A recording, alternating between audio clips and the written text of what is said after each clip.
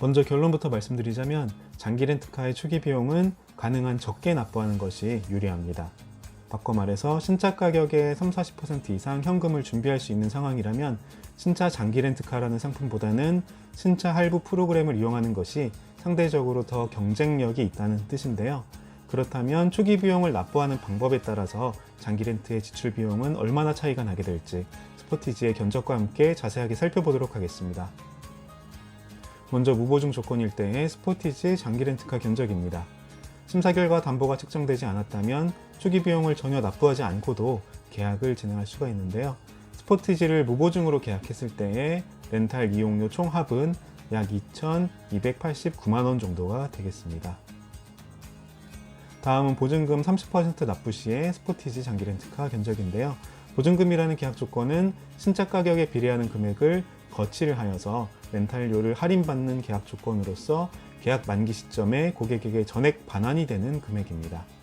스포티지를 보증금 30% 조건으로 계약을 했을 때 총 렌탈 이용료는 약 2,126만 4천 원이 되겠습니다. 다음은 선납금 30% 납부 시의 스포티지 장기 렌트카 견적입니다. 선납금이란 계약 조건은 내야 할 렌탈료를 미리 납부하여서 유지 비용을 크게 낮추는 형태의 계약 조건인데요. 다만 선납금은 계약 만기 시에 고객에게 반환되지는 않습니다. 스포티지를 선납금 30%로 계약했을 때의 이용료 총합은 약 2,212만 8천 원이 되겠습니다. 결과적으로 초기 비용을 굳이 납부할 계획이라면 보증금 조건으로 납부하는 것이 지출 비용을 가장 크게 낮출 수가 있는데요.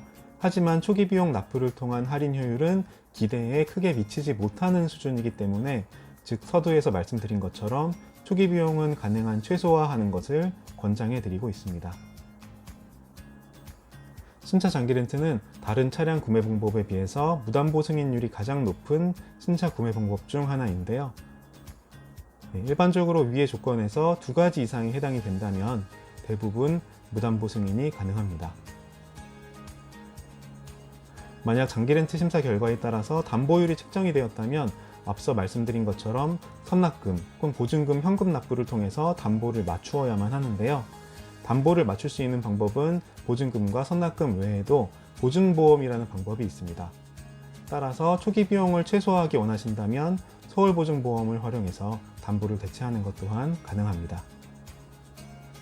담보를 대체하기 위해서 보증보험을 발급받을 시에는 약간의 수수료가 발생이 되고 있는데요. 발급 수수료는 연이율 2.648%로 계산을 하면 정확하게 산출을 해볼 수도 있지만 계산이 복잡하다면 현금 담보금액의 약 10%에 해당하는 금액을 보증보험 수수료라고 이해를 해주셔도 무방합니다. 초기에 납부했던 보증보험 발급 수수료는 계약 만기 시 고객에게 반환되지는 않으며 또한 렌탈사는 현금을 받는 것이 아닌 보증서만 받고 계약 승인을 내주는 것이기 때문에 담보 제출에 따른 렌탈료 할인 또한 적용이 되지 않고 있습니다. 따라서 심사 결과 담보율이 책정되었다면 보증보험보다는 현금을 납부하는 것이 비용적으로는 더 유리할 수 있겠습니다.